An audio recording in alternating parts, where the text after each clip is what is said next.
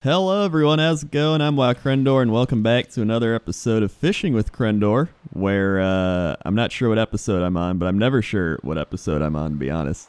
But today, I'm actually fishing with my first author, and that's Brandon Sanderson. Hey guys. So normally I fish with video game personalities or video game industry people or a composer. So you're my first author. So thank you for actually taking the time to come on the show. Sweet. I feel honored. It's kind of. I'm gonna admit to you, is it embarrassing? I watched the episode where you talked about it. People didn't have to be in WoW to be on this, but Yeah. I've never played WoW. Really? Yeah, it's one of those things where my roommate got really into it, and I saw how into it he got, and a part of my brain said, if you do this, you are never writing a book again.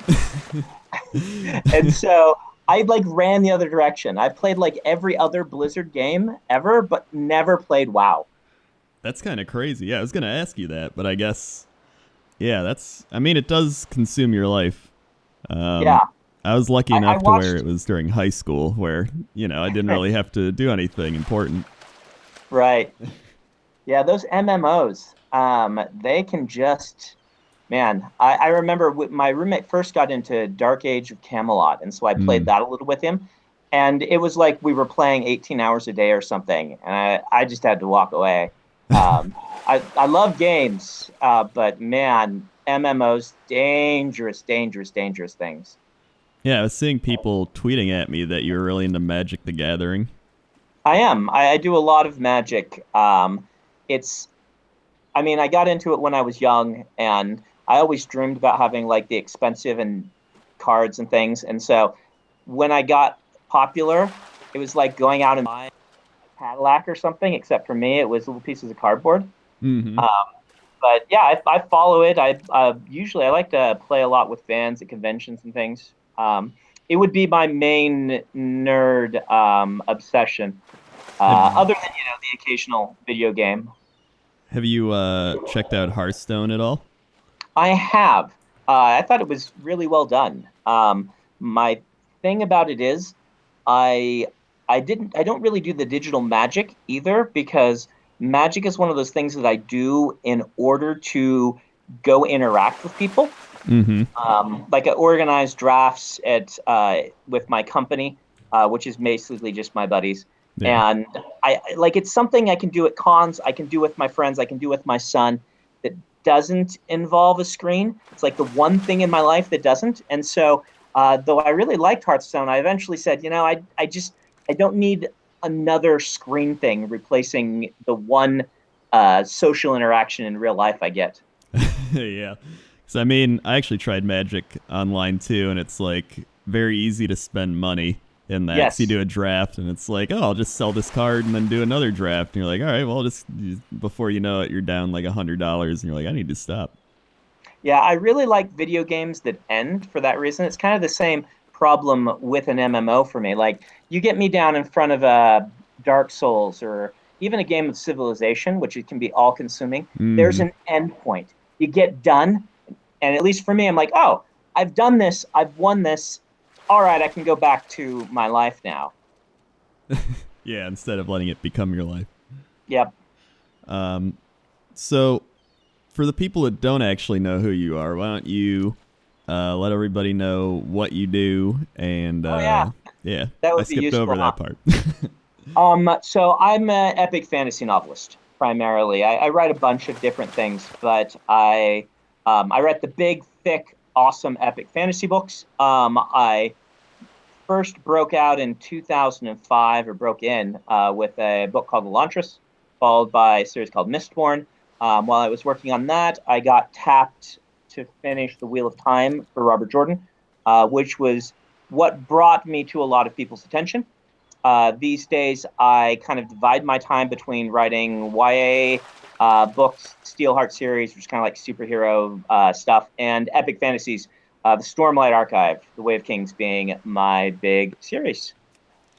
So I'm curious as to how you got into writing. Did you always just want to write, or was it kind of random spur of the moment thing, or did you like fantasy and you're like, oh, maybe I'll like fantasy books, and you started reading, or how did you come to write so much?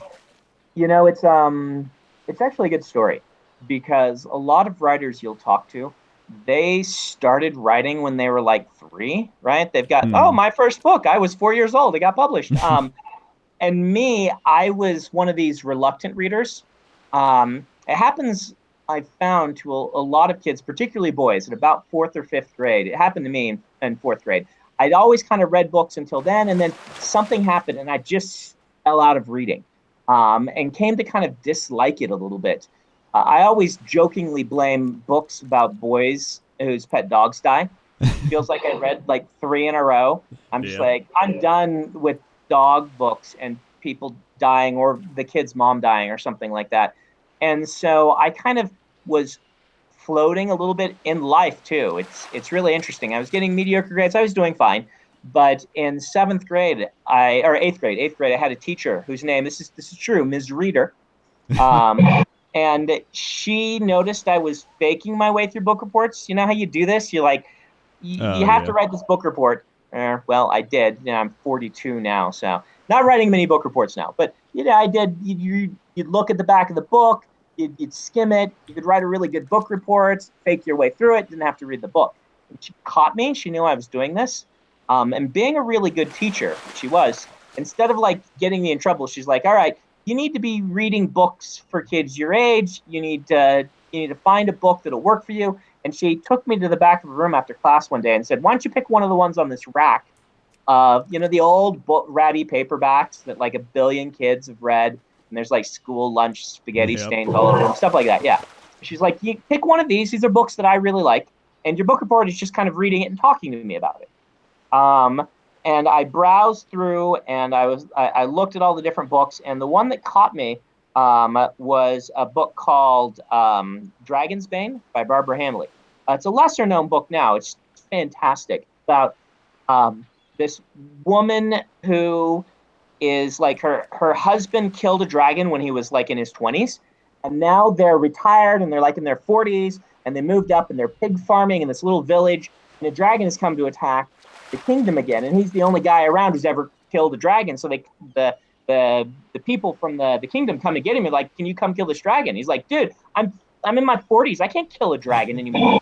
And it's this really cool story about her, and she's like a witch, and she's learning and choosing kind of between her magic and her family, because she's got kids, and her teacher just says, oh, you need to spend more time on your magic and stuff. It's like it's a book that should not have worked, because it's basically about a middle-aged woman choosing between her career and her family. But man, it just grabbed me. I fell absolutely in love with this book, and I went back to my teacher. I'm like, this book is amazing. People write books like other books like this, and she's like, hey, there's this thing called the library, kid. Why don't we walk you over there? And after that, I got sucked into a series called Dragonriders of Pern, which was next to Dragon's Bane in the card catalog. So I figured, hey, this might be similar. And those are fantastic. I just absolutely fell in love with fantasy books and with reading and with novels in general. All the rest of that year and that summer, I read Sword of Shannara. I read David Eddings. I read kind of a lot of the greatest hits. I read The Blue Sword.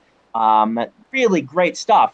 And after about a year of being completely immersed in this, I'm like, I got to learn how to do this. I got to learn how these people make me feel such powerful emotions and imagine such cool things.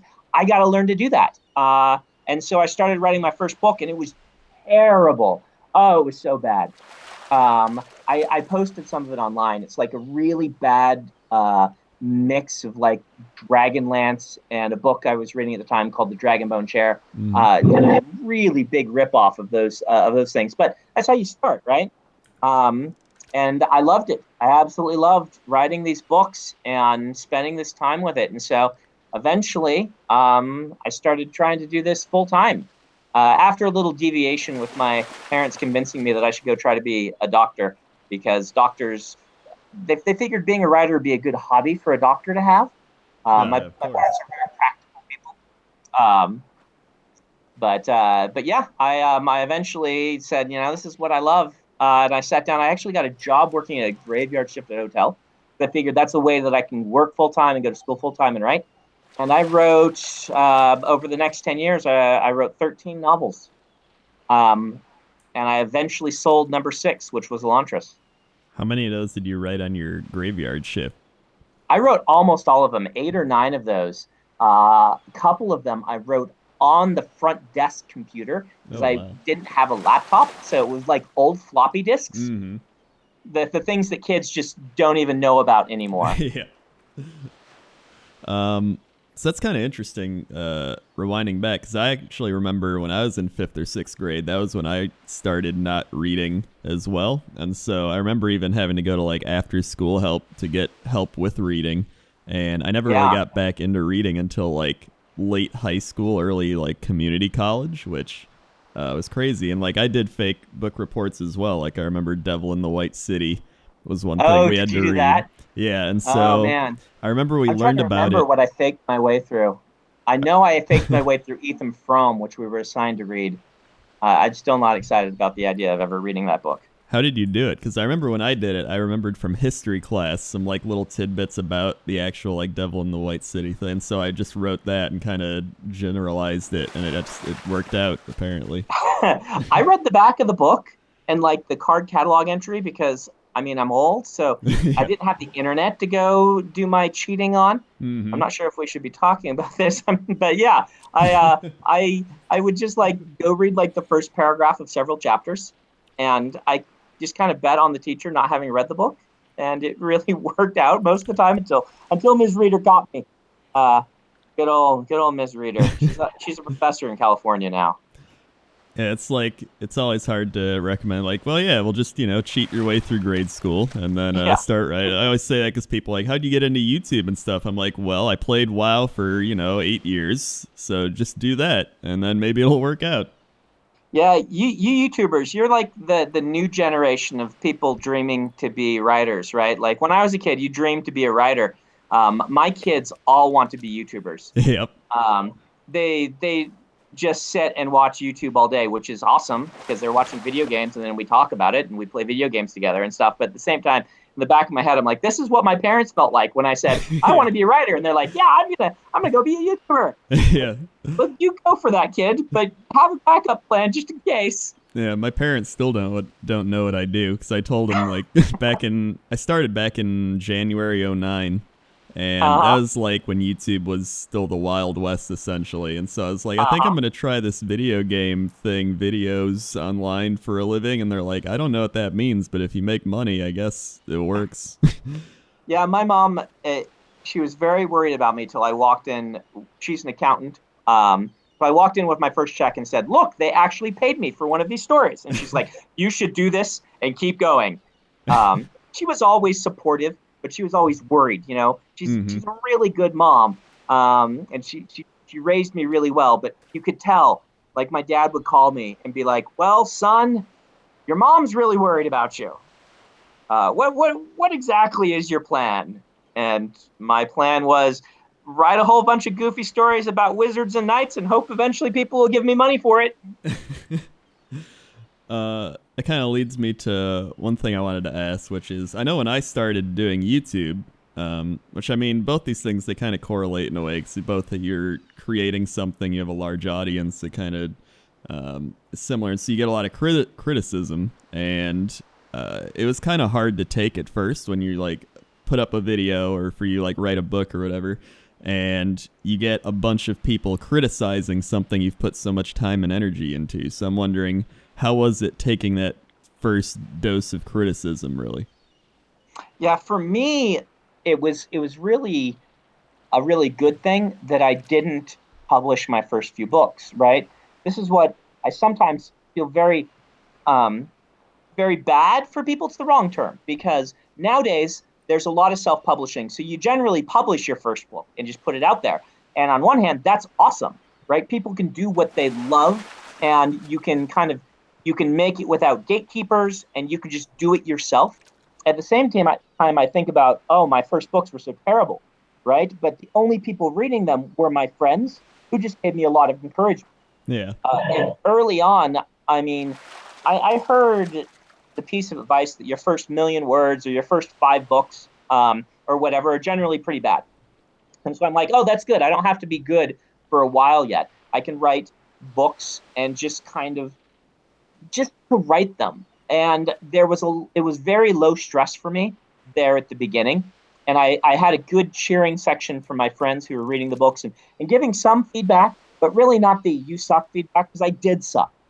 Fortunately, they either didn't say that or they didn't know that I sucked.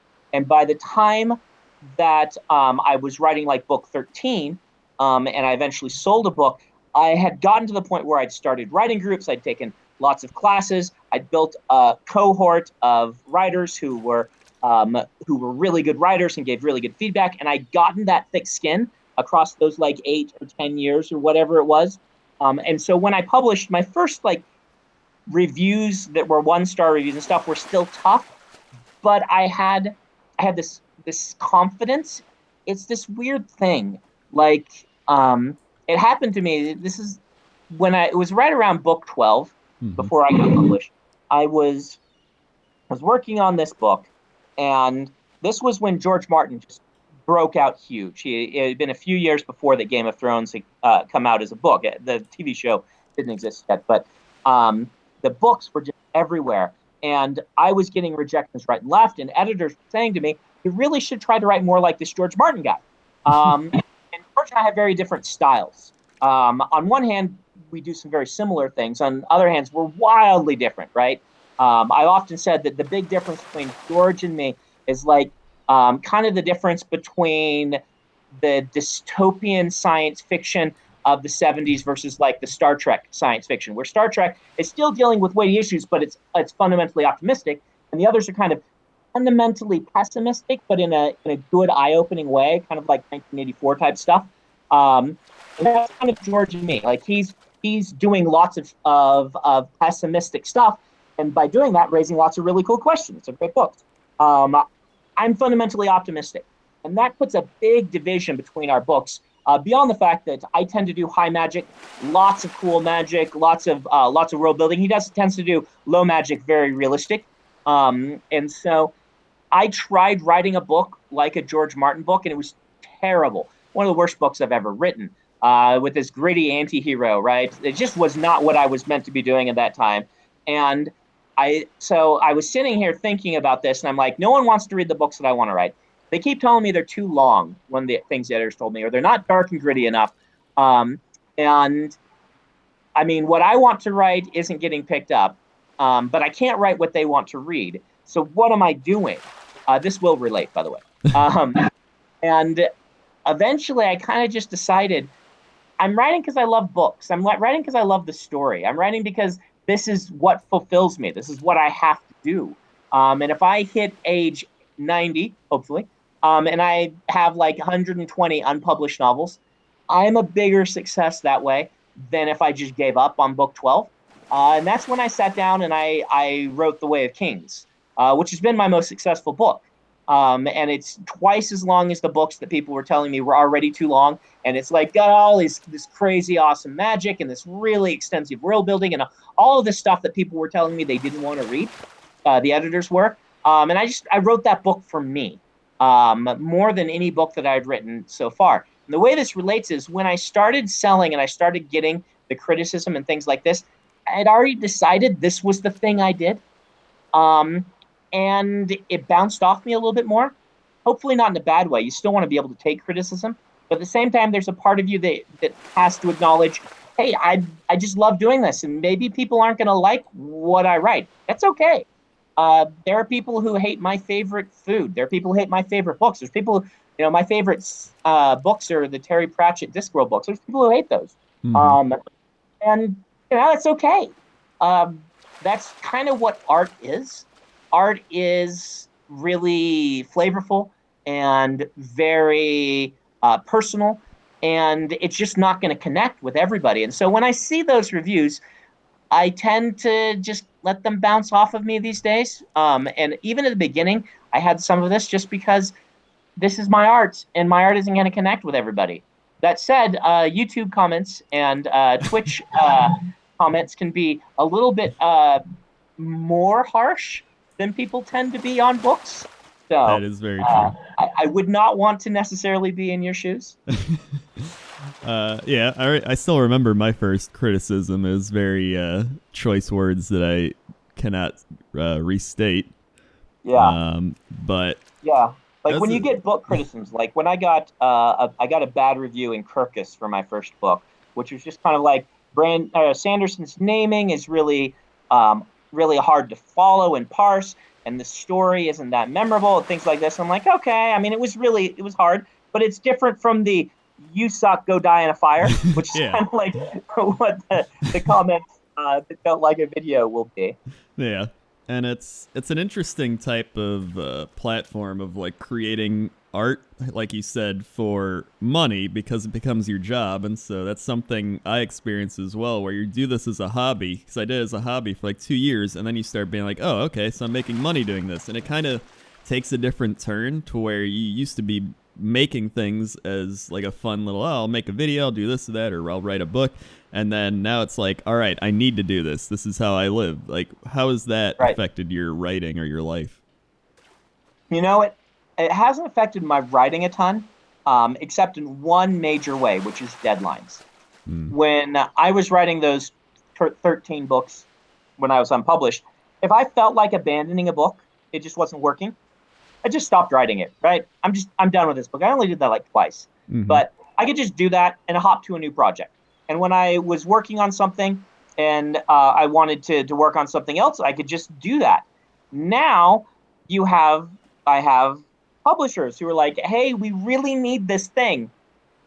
Like the book that you're writing right now is kind of gonna make the publisher go into the black for this year, right? Like your books pay for all the other books we take chances on, so please write that book and turn it in.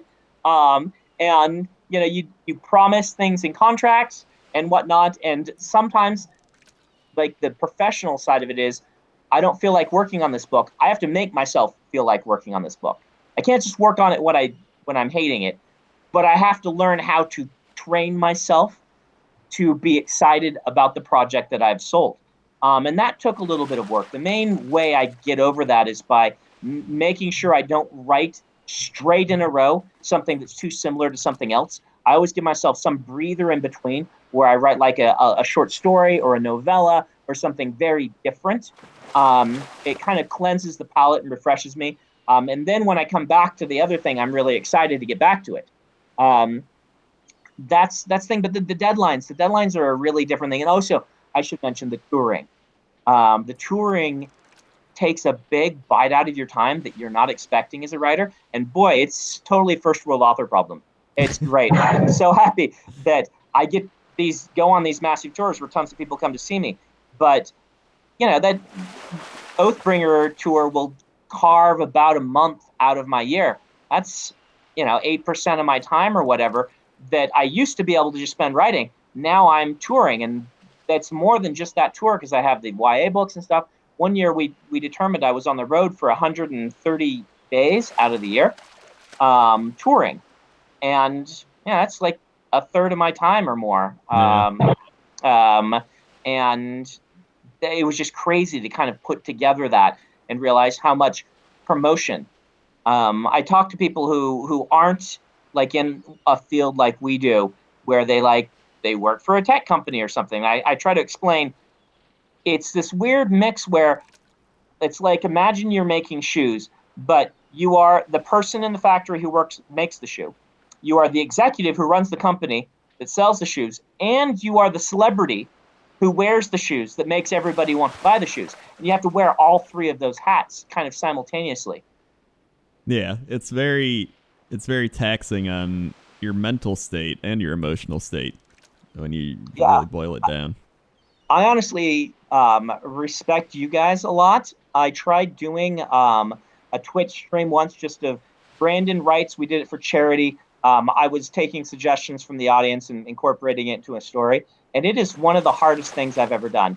Being on for that long and being entertaining while I'm just kind of off the cuffing it, mixed with interacting with some of the fans and things like this, it was exhausting. Yeah, it's definitely, I even think it's more of a learned skill that you acquire over time. Because I kind of did the YouTube thing first, and then I just carried that over to Twitch, where I'm like, hey, everybody, come watch me on Twitch. And now I do Twitch more than I do YouTube because I enjoy live streaming. Because I can just play games, and people are like, wow, cool. But it definitely taxes you. Like, you stream for like 3 to 7 hours, and you just stop, and you're like, I'm going to go lay on the couch and do nothing now. It wears you down just being on, because it's weird, because when I first started even doing this, people were like, wow, like you always were so quiet and shy and everything, and now you talk all the time. And I'm like, well, I don't talk all the time. I talk when I'm recording or when I'm on. Right. So I'm curious, one thing was that you mentioned writing styles, like how you said you're different than George R.R. Martin is. As more of an optimist, and he's more of a pessimist, or more of a realistic fantasy writer, or low fantasy. And so I was wondering if you could talk a bit about writing style, because that seems to be just a generic term everyone kind of throws around. Like, what's your writing style? Or like, oh, his style's different. But it's like, what defines a writing style? I've always kind of wondered that. And so how did you even manage to take Robert Jordan's writing style for Wheel of Time and then like kind of mimic it? So it's kind of there's a couple of questions to unpack here. One is, what is a writing style? And honestly, I'm not even sure that I know. That's one of those questions you ask to writers, and we can like give you the university answer of, oh, word choice and diction. But really, it's this thing that new writers worry about, that experienced writers realize you just have naturally, like a thumbprint, and you will fall into it.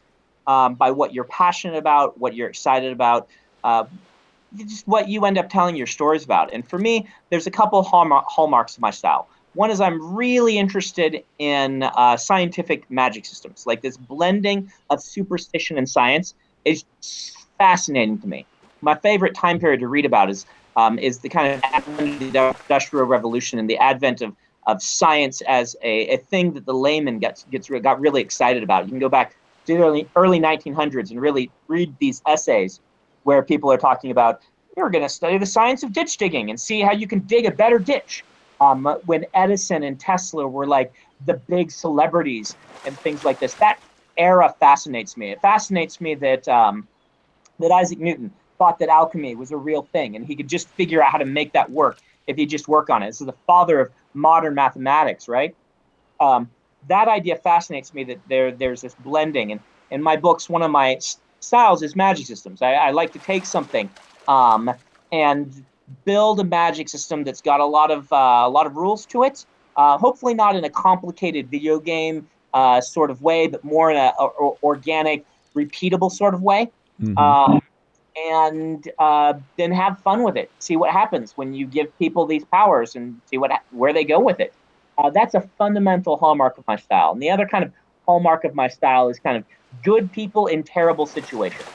And this idea that this is why I say I'm kind of more of an optimist. I believe that fundamentally most people are good. Even the people who are the quote unquote bad guys in a book are fundamentally think they're doing the right thing. And at their heart, most people have some really solid motivations for what they're doing. Even if that motivation is something along the lines of, life is treating me like crap. I have always got the short end of the stick. I'm just making up for the bad karma I've had my whole life. Like, that's how people are. And I really like writing about people who are dealing with some terrible stuff, like Kaladin and depression in the Stormlight Archive and stuff. But at their core, want to be good people, want to figure out how to do that. Even if they fail sometimes. And that's kind of like two of my big hallmarks, right? Robert Jordan, that's another question entirely. So for those who don't know the story, I didn't apply for this. I read The Wheel of Time since I was 14 or 15, whenever the first book came out, 1990, I think. So I would have been 15. And I'd been reading these big, wonderful, luscious, epic fantasy books, and he passed away in 2007. And this was about 2 years after I had first started publishing, about 4 years after I'd sold my first book. And like a lot of the readership, I was crushed when he passed away. And a few weeks later, I just got a phone call from his wife out of the blue. I didn't know him or her. And she just called and said, would you be willing to finish The Wheel of Time? She had read Mistborn, one of my books, and had really liked it and thought I was a good match. And I had, in some ways, a very similar style to Robert Jordan. He was high magic, lots of really interesting social implications in his world building, which is something I love to do, and that he was really good at doing. Large cast of characters, people with from all walks of life with lots of different talents and magical talents and things like this. Some very similar things that I learned from him. But our styles were also very different. He was more verbose than I am. The way he does descriptions is different. The way he did combat is way different. I do combat scenes in my books basically the way I was raised, which is on good kung fu movies and action sequences from modern cinema. And Robert Jordan went through Vietnam. He wrote action sequences like a person living through Vietnam wrote action sequences. And oftentimes you'd read in his books the action sequence, and he would skip the actual action and afterwards just have somebody shell-shocked dealing with it. And I mean, that was a hallmark of how he would write, is he brought this realism to battle that, I could never do. I have never been in a firefight. And when I first sat down to write on The Wheel of Time, I tried to mimic his style, and it actually came off as like a caricature, like a parody. It was really bad. And I realized I was focusing too much on trying to use the words that he would use and things like this. And instead, I just needed to try and write the characters as the same characters. And I've often told people, I think I put this in the foreword of the book, that I wrote the books eventually settled into the perspective of new directors, same actors, like what happened on like the Harry Potter films, where you had multiple directors acting these films, and they feel cohesive because the same characters and the same actors are portraying them through the course, but each movie has a distinctive stamp of the director. And that's how I am with The Wheel of Time. You read The Wheel of Time, if you read closely, you're going to see this is a Brandon Sanderson book, that we're doing things with magic systems that are very, very different from what Robert Jordan would do. We're doing things with action sequences that are very different. But the character souls, hopefully, writing them as who they actually are, was my goal. And in general, I think I was successful with that. I did better with some characters than I did with others, certainly. Would you say that kind of jump-started or not really jump-started, but kind of pushed your career to the next level because of the amount of publicity you got from that and kind of... oh, yeah, right word, absolutely. But... I mean, I did hit the bestseller list, I believe, with a book before the Wheel of Time was announced. But it was like back in the old days when they had like 35 spots on the bestseller list, and I was like number 32 or number 33. And so after the Wheel of Time, I think my next book hit number 7. And so certainly there's a lot, and it taught me a lot about writing. Like I mentioned, I wrote The Way of Kings in 2002. It was number 13 of my books. And the deeper story is that version of The Way of Kings failed spectacularly. I didn't have enough experience yet juggling really large casts, and I didn't have enough experience interweaving a lot of plots. And with The Wheel of Time, I had to jump in and do some heavy lifting right from the get-go, and because I'm writing on book 12 of a eventual 14-book series. And yeah, it was, I had to grow a lot. I had to learn a lot. It certainly jump-started my career, which is in some ways really, I mean, I feel really lucky. A lot of people talk about doing something like this generally doesn't help your other books that much. That's the conventional wisdom. If you go write a Halo book, for instance, generally the Halo reader is going to read the Halo books, and they're not going to look into your other stuff. Same with like Star Wars. Same even with was some of Kevin J. Anderson's experience writing on Dune and things like this.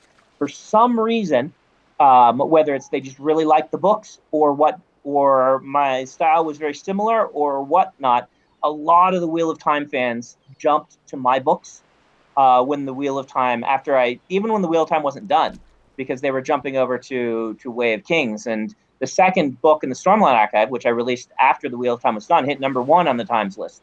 And so I feel a great debt to those Wheel of Time fans who all gave me a chance. My agent likes to say, "Oh, I'm sure you would have made it anyway," but you never can tell, right? When basically your name is on a big advertisement to everyone who you think would love your books, and it goes out to whatever 10 million people. That's a pretty big deal, and I would certainly, in my opinion, not be in the same place if this hadn't happened to me. So I'm curious, like, what was it like actually getting a phone call from his wife, or like, what was that moment even like? Were you just overwhelmed or like confused as to Yeah. why she's even calling you?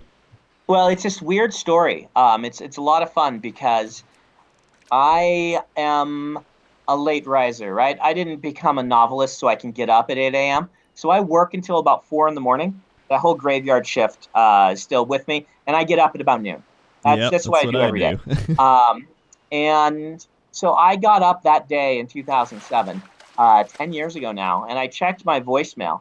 And this is one of those days that's very burned into my memory. And I'm just kind of drowsily listening to my voicemails that have come while I've been sleeping. And one of them is a woman who says, "Well, hello, Brandon Sanderson. This is Harriet McDougall Rigney, Robert Jordan's widow. Would you please call me back? There's something I want to talk to you about." And I was just dumbfounded. For those who don't know who Harriet is, which is very common, people don't know editors. Harriet is one of the great science fiction editors of all time. She discovered Robert Jordan and then married him, which is a really good way to make sure your editorial advice gets taken. But she also discovered a little book called Ender's Game. She was the editor on that. She was editor on like some of the Black Company books and the Swords books, I believe, by Fred Saberhagen. I mean, she was the first editorial director of Tor Books, which is the biggest publisher of science fiction fantasy in the world right now. And she was the person. She was the head of editorial. So Harriet, talking to Harriet is like a huge deal. Yeah. And so I get this phone call, and plus she's like, "I'm Robert Jordan's widow," which everyone knows. And I'm like, why does she want to talk to me? So I called her back, and she didn't answer because she was out getting massage at that point, I later found out.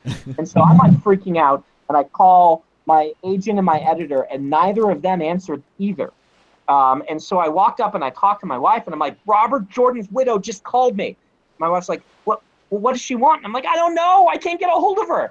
To this day, my wife still jokes that I was more nervous that day than I was on our wedding day. But I had months to get ready for the wedding, right? This just came out of nowhere. It's the weirdest thing. It's like, imagine somebody shows up on your doorstep and says, "Hello, you've just won the lottery. But also, like, your favorite uncle is dead," right? And you're like, what are these emotions, right? You got an inheritance, great, but someone you loved had to die to get that inheritance, and it's like this weird mix of emotions. And I'm pretty sure, like, why would she call me except something to do with Wheel of Time? And so I eventually called the publisher, and one of the editors at the publisher is like, "Oh yeah, that. It's what you probably think it is. I'll have her call you back." And that's all he would say. So I'm like, Patrick. And eventually she calls me back and she says, "Well, I was just wondering if you would like to finish my late husband's work." Turns out that some nice things I'd written about Robert Jordan, someone had passed along to her when after like the funeral, and she was feeling really down. They went scouring the internet for nice things that people had said, and they landed on my page where I'd written some laudatory things of Robert Jordan. They printed it off and gave it to her. She went and looked me up because I mentioned how much Robert Jordan meant to me and my writing. She went and read some of my books, and that's how she made the decision. But when she asked me this, I was just flabbergasted. Like, I couldn't speak.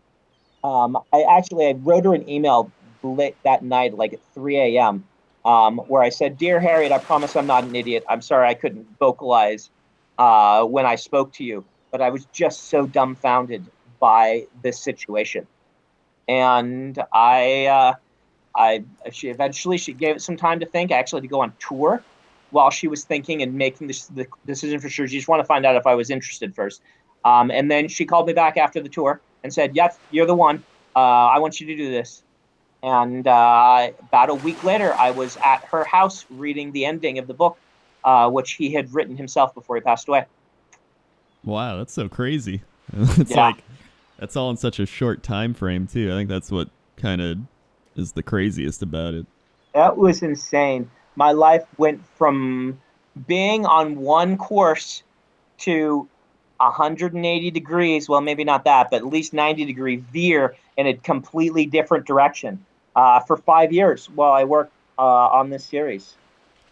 Did you only work on that series when you were doing this, or did you write other books as well, or was it just like... I worked on some other books because by then I was finding that if I pushed straight through something, I would get too tired of it. And so I actually did a redraft of the Way of Kings in between, and I wrote a little book called Alloy of Law, which is a shorter Mistborn novel where I was trying out some kind of steampunk concepts in a world where I had already written a trilogy. And so, yeah, I always have to be jumping around to other things. I can't stick on one thing. This is just how my creative process works. And it can be kind of frustrating to fans, I realize, because it means that even though I'm actually a very prolific writer, I write a lot, I'm very excited by writing, they still don't get books in the series they want any faster than like George or Pat Rothfuss put them out. And so they're like, Brandon, you're so fast, but I still only get a book in the series that I love the most every 4 years. Like, yeah, that's how this goes.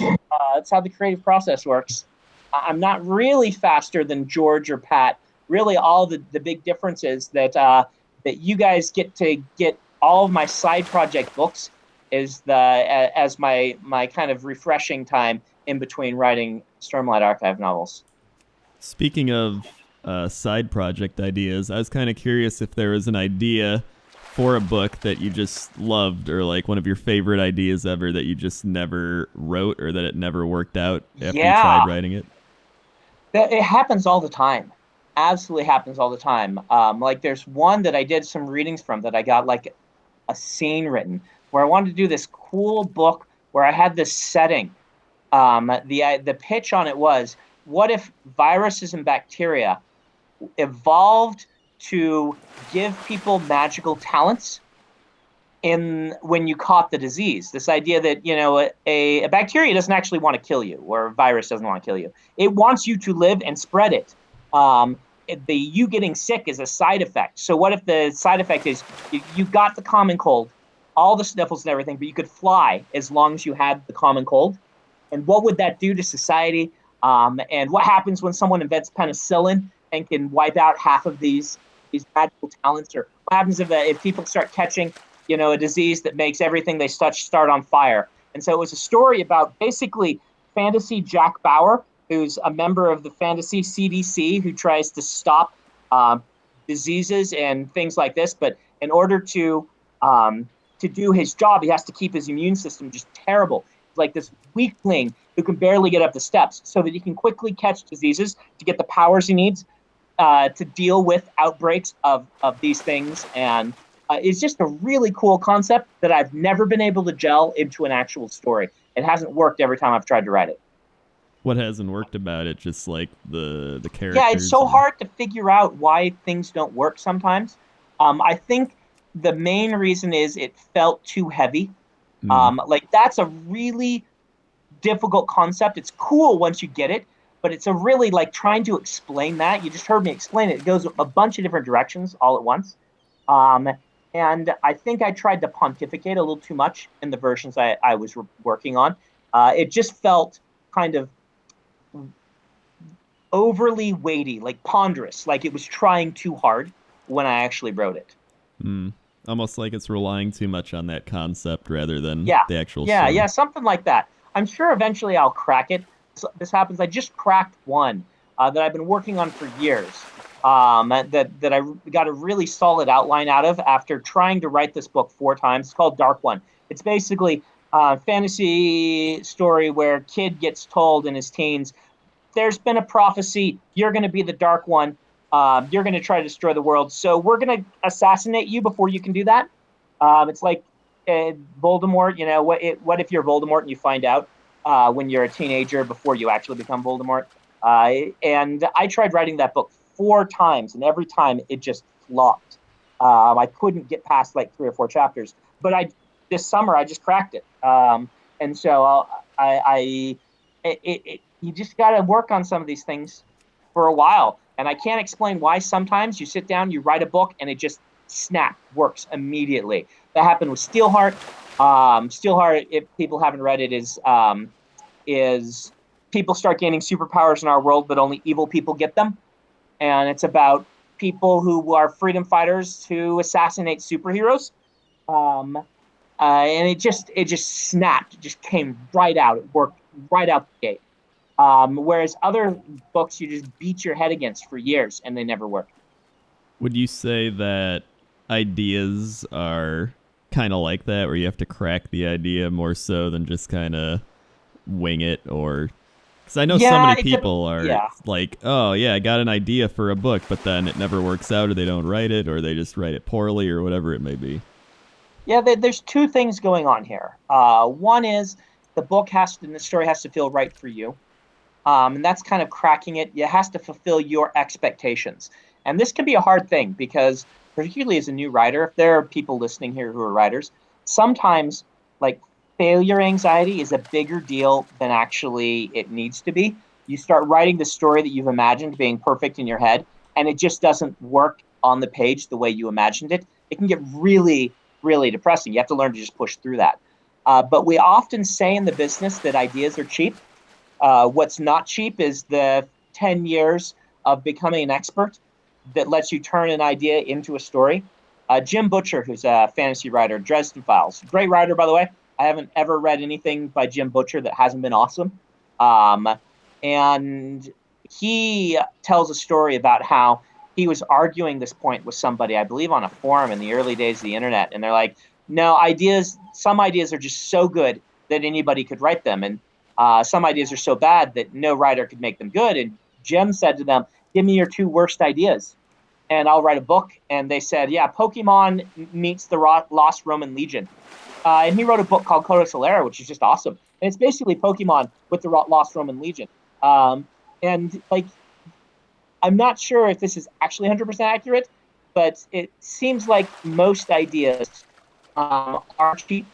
And you can give 5 writers the same idea and get 5 wildly different stories. And it's going to depend on their skill level and just how they feel like taking the story. I'm kind of curious about, at least for gaming from this aspect, innovation of just the writing industry in general. Because I know, for example, Tolkien kind of renovated it when he wrote Lord of the Rings and The Hobbit and all that. And I know, for example, like in video games, World of Warcraft kind of innovated the whole MMORPG genre. So is there kind of a current renovation or innovation going on with writing, or like something that you see could happen in the future with it? Yeah, I mean, there are all kinds of things. The real trick is you can never really figure out what it's going to be. Like, I remember sitting at a convention where it was a writer's convention. I was listening to experts on a panel talk about what sells and what doesn't sell. And they were all saying, don't write vampire books. No one wants to read vampire books anymore. The market has been glutted by Anne Rice. And then Twilight came out like 3 months later. And so nobody knows. We all thought steampunk was eventually going to break out and be the big thing. And I don't feel like steampunk ever really got there. I love steampunk, but I don't feel like there was a Harry Potter steampunk. I mean, but who knows? And what is it right now? We've been seeing a lot of flintlock fantasy. This is fantasy set in kind of early 1700s America style fantasy worlds. They're epic fantasy. They're not our world. They're fantastical versions. But you see a lot of gunpowder fantasy happening right now. You see a lot of people exploring different cultures in fantasy. For what happened in epic fantasy is, you were absolutely right. Tolkien was the World of Warcraft of fantasy, or World of Warcraft is the Tolkien. I don't know.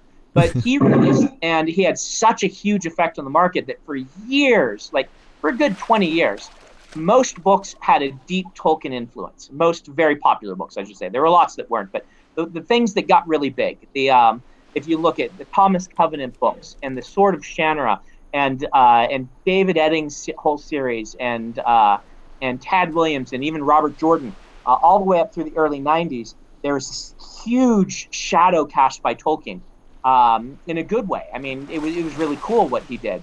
And then George Martin was kind of the big early mid-90s breakaway from that, where instead of going Tolkien-esque, it was kind of go into history. It basically Lord of the Rings or Game of Thrones is War of the Roses in a fantasy world.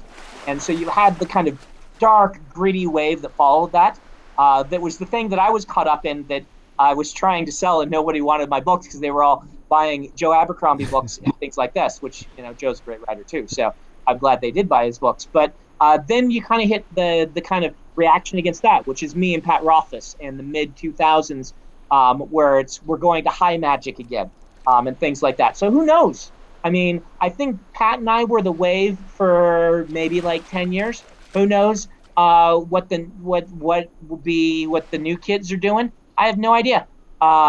If you look on Amazon, that's probably where you'll find it. The self-published books are probably going to kind of presage this by a bit. And if you look on Amazon, you do see a lot of kind of adventure fantasy coming back. The classic Drizzt style. I don't know if you ever read those, but they're the dark elf, the very gaming influenced, really fun high adventure fantasies seem to be having a resurgence. So maybe that's it, but really probably we can't pick it out.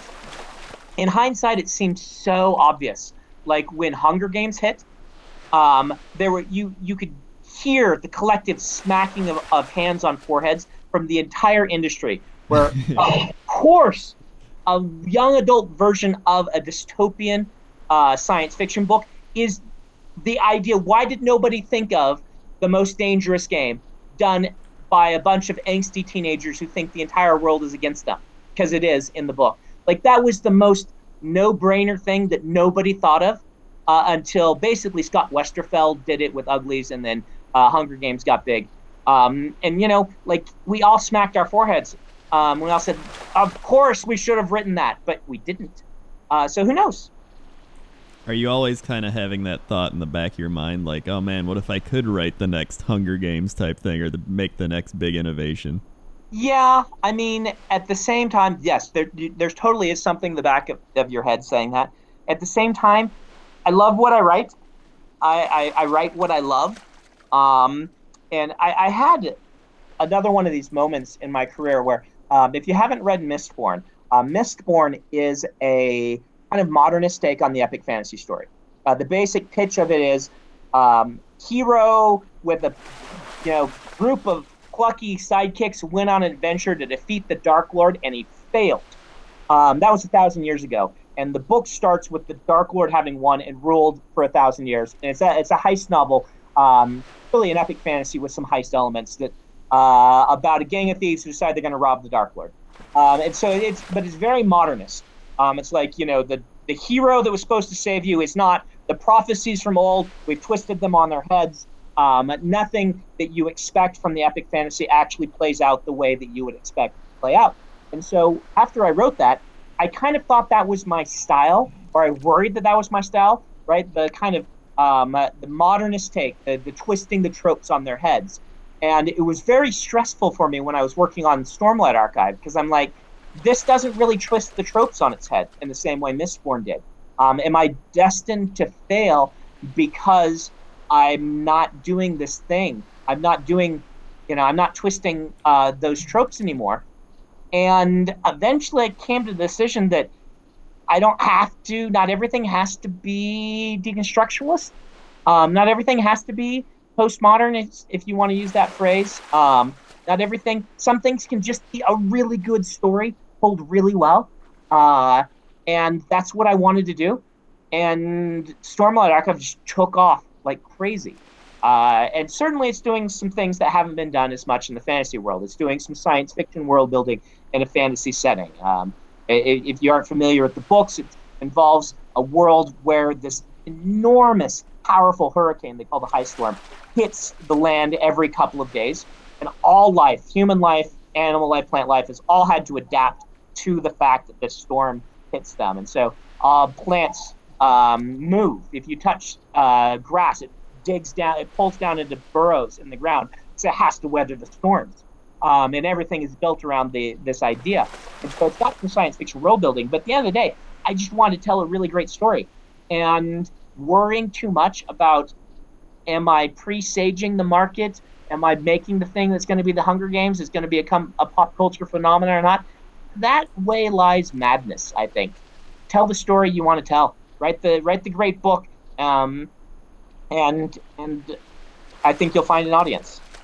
Yeah, I think that can go for anything. So, I mean, it's happened with YouTube and Twitch and all this as well, where some game gets popular and everyone's like, oh, well, let's play this game. And then another game gets popular and they're like, oh, why didn't I play that game? Or like, it's just a constant cycle of like wishing you would have done that when you could just play what you want and be like, whatever. Mm-hmm. Yeah. Like, for example, I think people, I mean, maybe I'm wrong, but I feel like people watch YouTube and Twitch partially because they like the game, partially because they just like the streamer, right? Yeah. You guys are entertaining. You guys are fun. You're interesting. And a lot of times it's fun to watch a game I don't play because it's interesting to me to see how people interface with it that I know. Yeah, because I mean, I think it's either one of a few things. One is either like the personality, or the person's really good at the game, like a professional at the game. Or just you want to see how the game is because you're curious and you might buy it yourself. So you're like, oh, how's this person playing it? And usually it falls into one of those three categories. I don't play Magic the Gathering, the electronic version, but I will watch people stream it for hours.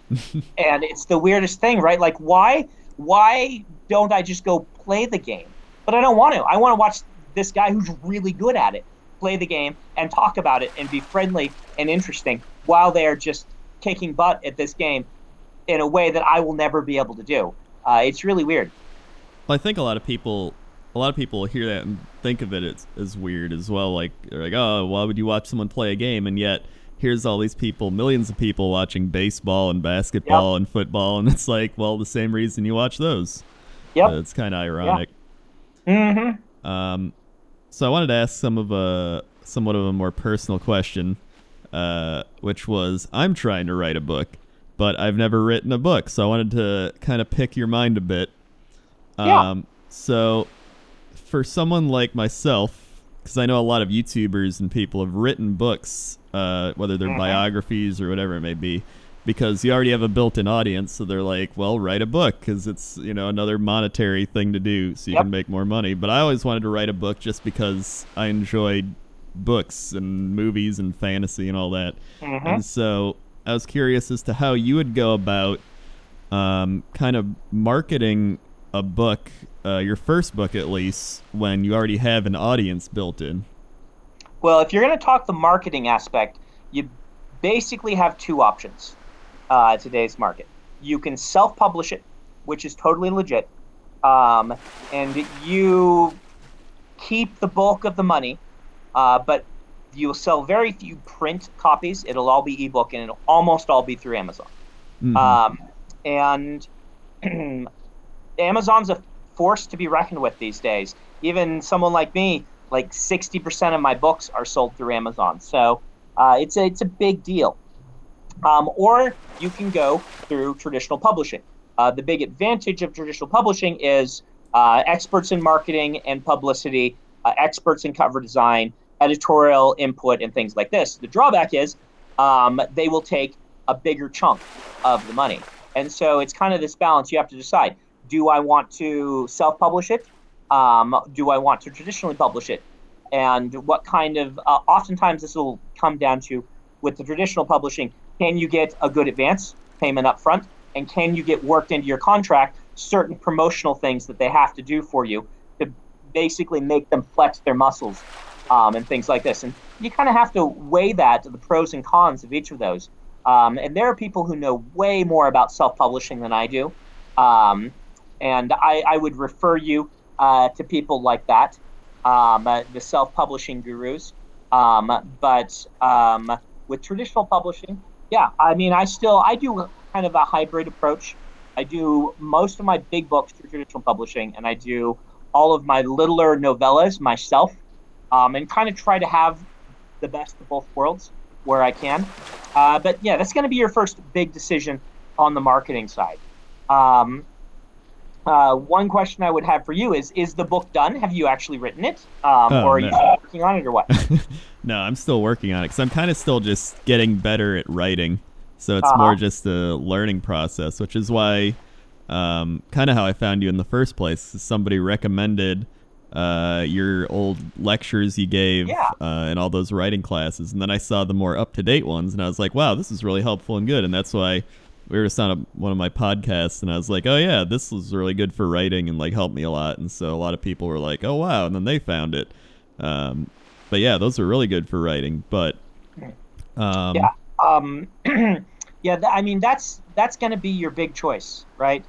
And with a built-in audience, you can sell the book and have this really good jump start on your word of mouth, because as I'm sure it's the same with you, word of mouth is what actually sells books. No amount of publicity, promotion, marketing, or anything will do a lick of good unless you have word of mouth. In the old days, you could get that word of mouth through bookstore employees. And I'm still convinced that I owe my career to bookstore employees, people who just love books, who chose to work at bookstores for lower wages than they could get somewhere else because they were book people. And when I went on tours, I would dig out the GPS and I would hit every bookstore in the city. And in San Diego, I hit like 28 bookstores back in the day. And I gave everybody, I took around a big box of paperbacks. I'm like, here's a free book. You can have a free book if you'll just read it. And these people just love books. There are way fewer of them than there used to be because there's way fewer bookstores than there used to be. And these days, that same sort of word of mouth is happening with book bloggers, booktubers, people who are posting on Facebook about their favorite books and things like this. Certainly there's still great booksellers out there, but that's replaced a lot of it. And if you don't get that, then it doesn't matter. Your book's just not going to sell. You need that discussion happening. But with a built-in audience, you can get those people to give you a chance. It's kind of like what I talk about with the Wheel of Time. Like, I had that built-in audience, and they gave me a chance, and they liked what I wrote, and that's what really happened. That's why I took off. So that you have that. Now, you can also take that and go to the publishers and say, I have this. You can capitalize on this. What will you give me in a contract for a book? And that can in turn get you a really big advance in things. So it can help on either side. Yeah, that makes sense. Because, I mean, overall, it's more of a passion project, like a hobby type thing in general, where I've always just wanted to write a book. And now I'm like, oh, well, I have fans and stuff. So I can actually write a book. So there's all these YouTube people writing books. But at the same time, it's kind of playing with my mind, because I'm like, well, it has to be good because this is going to be my first book, so it has to be good. And it's I can't just do that and have room for error. I'm like, I have to make it good. So it's just a constant battle. Yeah. I mean, on that side, if you can get a good editor from a publisher who will give it to you straight, and there are a lot of good editors who will, you don't become an editor you become an editor because you love books. Editing does not pay well, and you have to live in Manhattan. So you put those two things together, and you're only going to find people who love it. You get a good editor and get them to read the book and give it to you straight, and then you'll know. And so if it's a passion project like that, traditional publishing may be the way to go, just because you can get that editor. But you can also hire editors. There may be editors who watch your channel. I'm sure you are very familiar with the how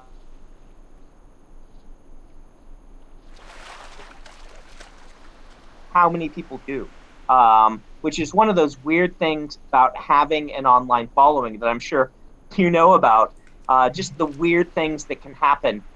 I remember when I had a layover in Amsterdam once. This was earlier in my career, after the Wheel of Time, but before I was really used to the idea of being famous. And as an aside, I don't know that I'm really famous. what I often say when people ask me is I say I'm very, very, very famous with a very small group of people. With that group of people, I'm a super big deal, but to the average person, I'm nothing. But going back to the story, I have a layover in Amsterdam. My flight gets canceled. I have 9 hours. One of my first brushes with this was I'm like, hey, does anybody live in Amsterdam and want to show me around the town? And I had 30 people in like under 5 minutes who tweeted me back on Twitter and said, yes, yes, yes. And I like went out and had an improvised signing and got shown around Amsterdam by 30 fans who just, were there and happened to be on Twitter and happened to see it. And it was crazy, blowing my mind how this happens. John Scalzi, who's a great science fiction writer, got published because he started writing a book and just posted some chapters on his blog. And it turns out one of the major editors in science fiction fantasy was a reader of his blog because of political leanings and things like that John liked to talk about. And they're like, hey, I happen to be an editor. Do you want me to publish this book? I really like it. And that's how John got published. So yeah, it's, who knows? Maybe somebody's going to respond to this conversation and be like, hey, I work for HarperCollins. Send me the book and I'll tell you straight. Yeah, I mean, I wouldn't put it out of the question. I've seen so many people. Like, I remember one time in Twitch chat, I just asked everybody, like, what do you guys do? And it was just a list from, like, lumberjack to, like, nuclear power plant builder to, like, work for the government. I was like, oh, my God.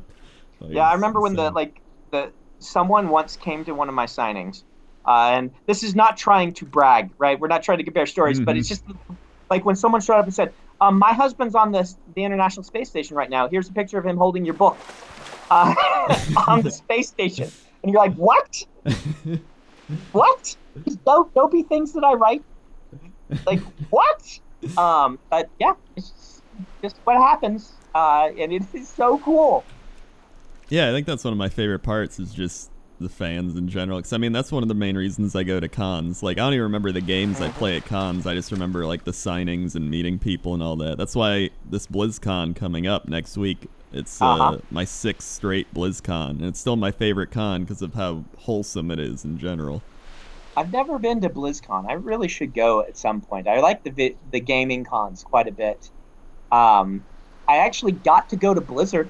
Do you want to hear this story? Sure. I'm sure you've been by, but it was a novelty for me because it was back before Overwatch was Overwatch, when it was like, what, Titan? Was that what they called it? And they wanted fantasy writers to write for this new property they were developing because they wanted to launch it big, and they wanted to do some tie-in novels. And so they just said, hey, Brandon, do you want to go? They also asked Pat and some other authors and flew me out and kind of wined and dined me and showed me around and things like this and pitched the property. And it didn't end up working out because I didn't want to take any tie-in stuff after working on the Wheel of Time for so long, and like I needed to do my own stuff for a while. But it was a really good environment. Everyone was super nice to me, and I'm glad that Titan turned into Overwatch and it's been such a hit for them because yeah, I heard after got in trouble and there were rumors that this thing was getting canceled and stuff. I'm like, oh no, this cool thing they came up with that has really good ideas. I'm right on that, right? That's where it became Overwatch. Yeah, right? It was Titan, and then it turned into Overwatch. They were kind of going for like an MMO FPS, I think, and then it just switched over to just a normal FPS. But still successful.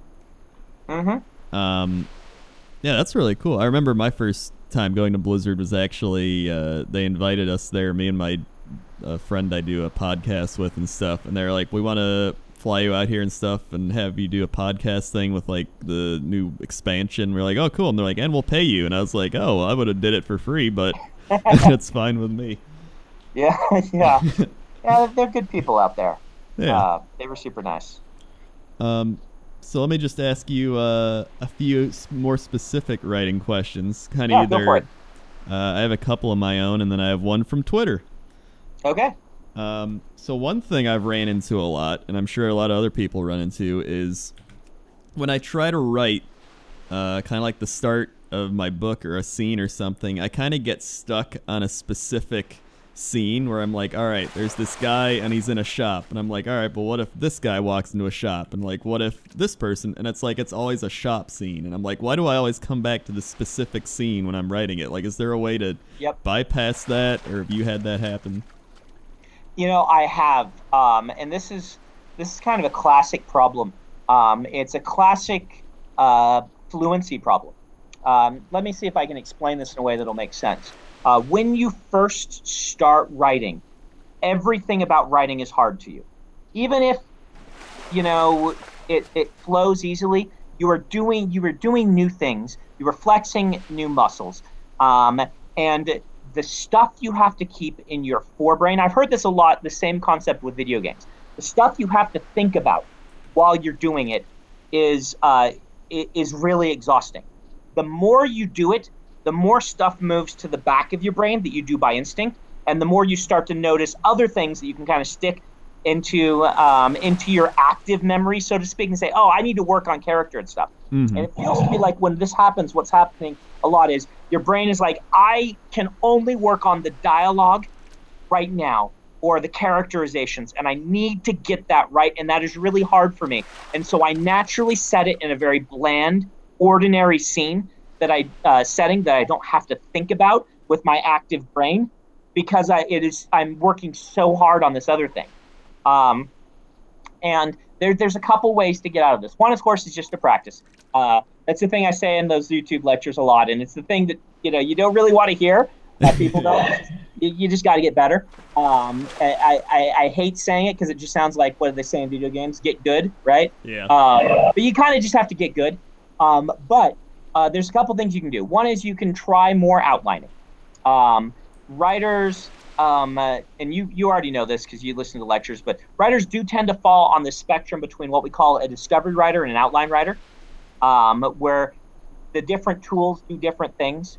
Discovery writing is very improvised, and it can be very exciting because you don't know what's going to happen in your own story, but it tends to go off path real fast and have things not connect, and you lose control. Whereas outline writing tends to things connect, but it tends to feel a little less free form. You kind of got to learn to use both tools and learn how to make your writing feel very organic while still having structure.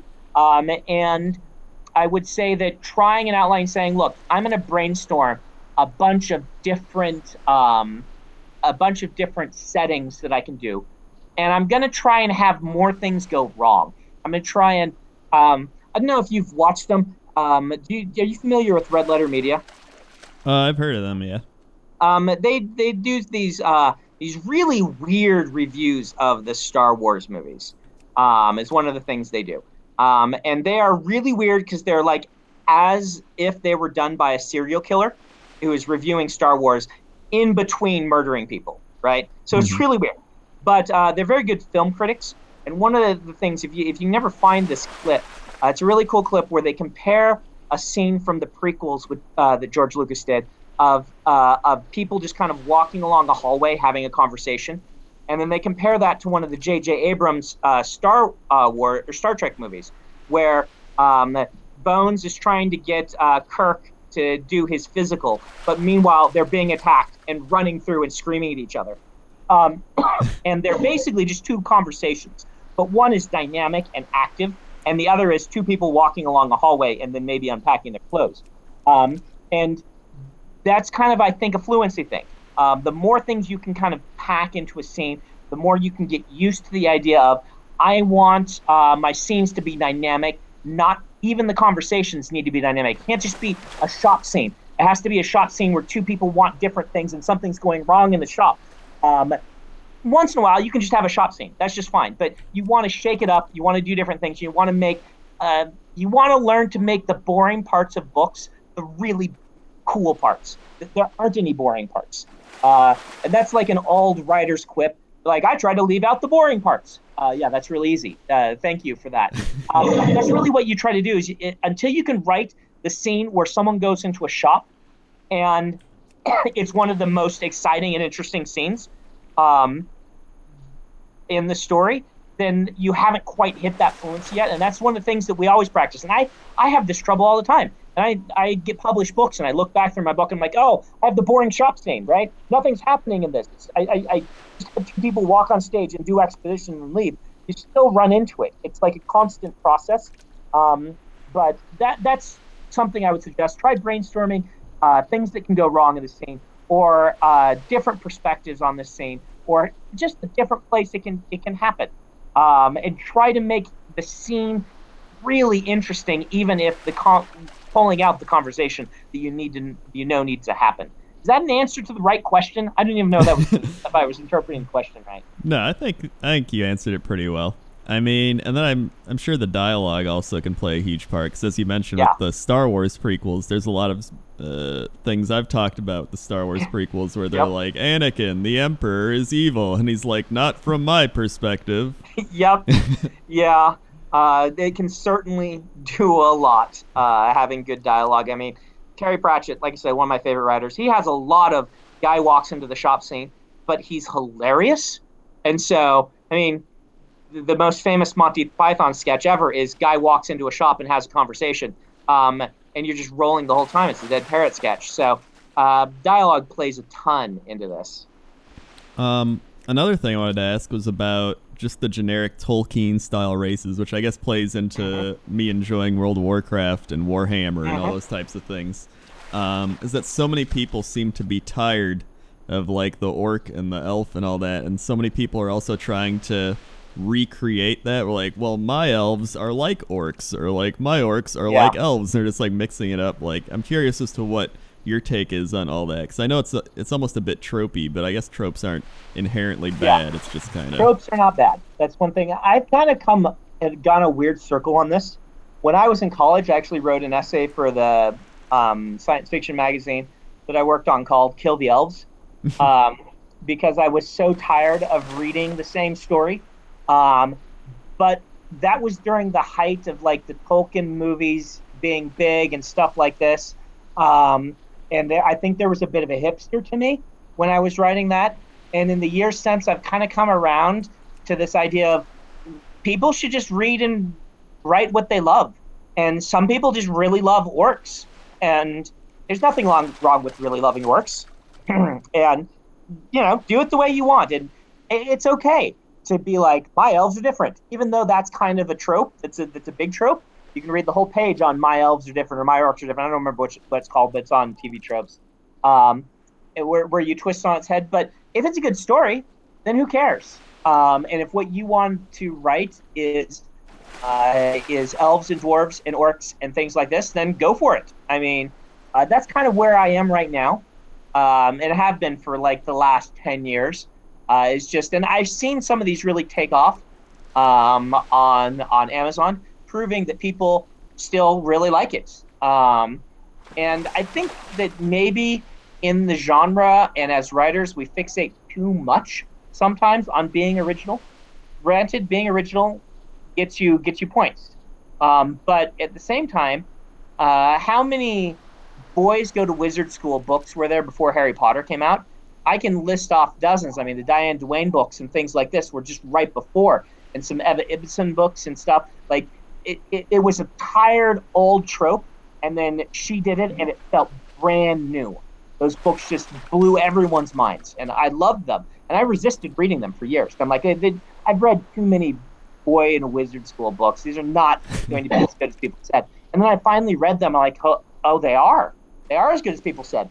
And what is fresh and new? I mean, her sense of whimsy and control of the characters and really great use of storytelling is what's new. None of the ideas, but the combination of them turns out to be completely fresh. And so I feel like we stress this a little too much when really we just need a good story. So that's where I am right now. And when I pick up a book these days, I don't care how Tolkien-esque it is. You still have to, in the first chapter, hook me with something interesting. It's got to be something I haven't seen before that's really fascinating, but it can just be a character. It doesn't have to be really crazy world building. Yeah, that's kind of one of the biggest things I think I've struggled with is just world building versus just writing. And I think I either get so focused on one or the other where I'm like, all right, I have to world build so I can write. And I'm like, but I got to write. And then that can lead to world building. You just go back and forth. And Yep, it's just it yep. messes with your mind. That's a classic fantasy writer problem. The truth tends to be for most of us, and it's like one of these truths that's good for 9 out of 10, but there's one person for whom it's just terrible advice, and they should ignore it. So I don't know what if you're that 1 or 10, but for most of us, the answer is give yourself a short amount of time to world build. Pick a date when you're just going to be done, even though you won't feel done. So pick a date that's not like 10 years from now.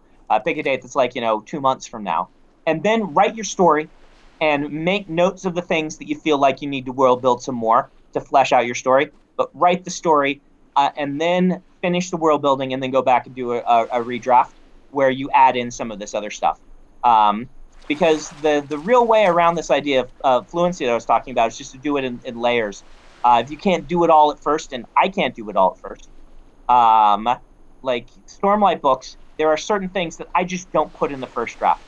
For those who haven't read the books, there are these basic.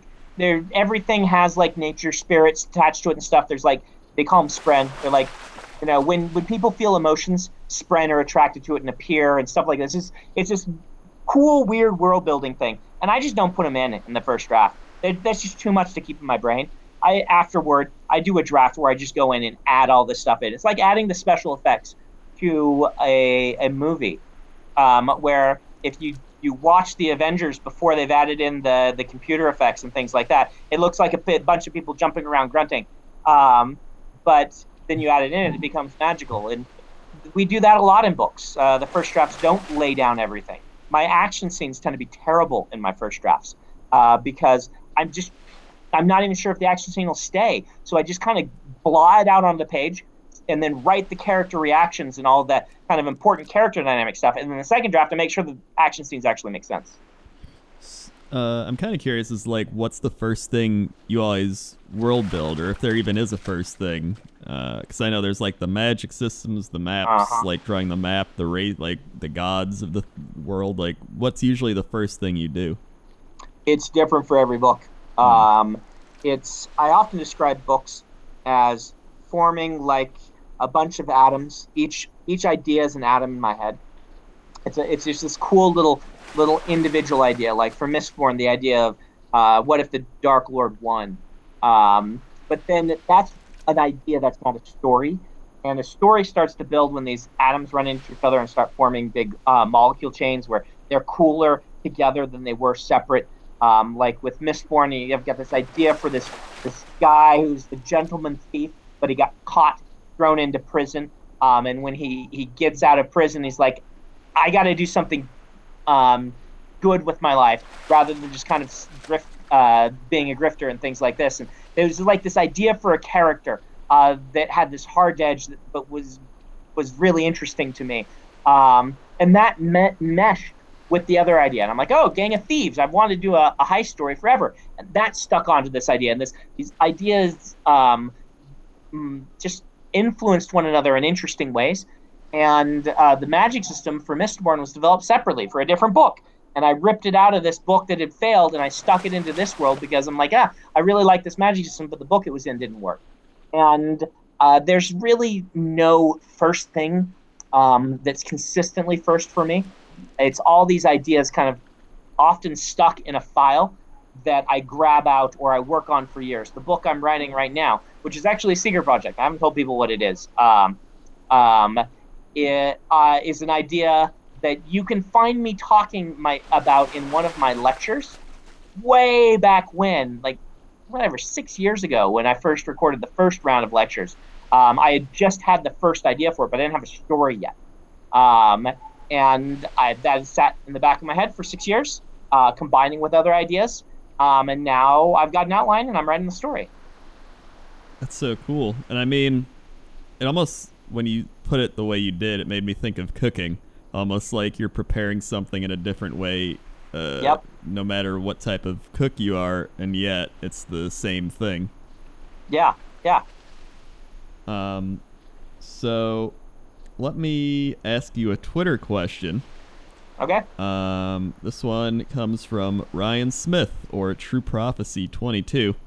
I thought it was a good question. They said, so many of his books have stunning twists. Does he start with the twist in his mind, or do they come to him as he's writing?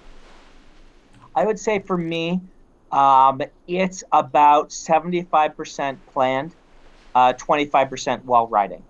And this is because I'm very naturally an outliner. And one of the things those ideas that really excite me about books is a good twist. I love a good twist. I'm such a sucker for a movie or a book that just sticks the ending.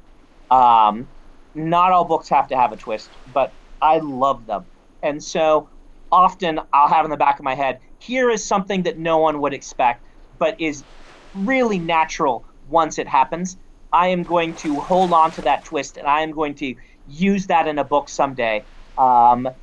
Sometimes it's when I'm building the outline. I'm like, well, what are the things people will expect to happen? How can I subvert that? How can I make it natural in a way that they're not expecting the subversion, but it still really pops when it happens?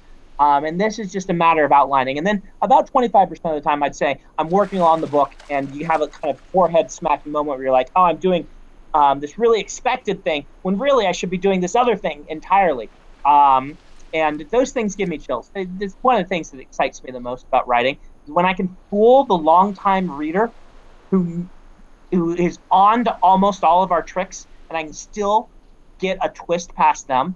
But it has to be a good twist. It has to, when you read it, you have to say, that is absolutely the right thing to happen. I can't believe I didn't see that coming. It's got to be one of those twists. Anybody can twist by just having, a guy say, oh, I was the villain all along. And you're like, really? Because it doesn't seem like you were the villain because of this and this and this. But I guess you want a twist. Anybody can do that. The really great ones that make me excited are the ones that do make you smack your forehead. And I love doing those. The answer in part to this, though, on how to do it is a little bit like being a stage magician. I talk about this in the lectures. You got to learn how to distract people with one hand while you're doing something important with the other hand. Make them think that they know what the twist is going to be, and then they'll use that and depend on it. And that is often something that doesn't work in the first couple drafts of one of my books. Early readers do not get as cool a twist as the people who read the published version do. Yeah, I think most people do enjoy a good twist. 'Cause, I mean, even just looking at Game of Thrones and people watching the TV series and everything, and everyone just theory crafting, being like, I think this is going to happen. You put all the clues and the puzzle pieces together, and it's like... and I think that's one of the most fun things about actually writing, is being able to kind of craft a puzzle in your writing for people to put together. But you also can't stress them too much. I mean, if you look at M. Night's career, the filmmaker, it really feels like at points he was so fixated on his twist, and he had a couple really good twists. So there's perhaps a reason. But at some point, he's just like, I have to have a twist in my movies. Everyone expects a twist. It has to be a great twist. And it went too far. And in some of his movies, like I usually use The Village myself as a dividing line, where the movie is way more interesting than the twist is. The directing, the cinematography, the acting is so much better than the twist that it leaves this weird taste in your mouth where you're like, I wish he had played this movie straight, because it would have been way more interesting. And so at the same time, don't stress it too much. Like I said, some books don't need twists. Some books are great with a twist. Practice it both ways. But like a Jane Austen novel does not need a twist. You don't need her to not end up with the guy at the end of a Jane Austen novel in a really surprising and unfulfilling way just to have a twist. It's okay that a Jane Austen novel ends up with them getting together. You just make sure it happens in an interesting way. Yeah, I think too many people get focused on that, like you said with M. Night Shyamalan, where they it could be like the most generic story of like prince saves princess, they go to the castle, like that type of thing, and someone's like, well, I gotta twist it or nobody will like it.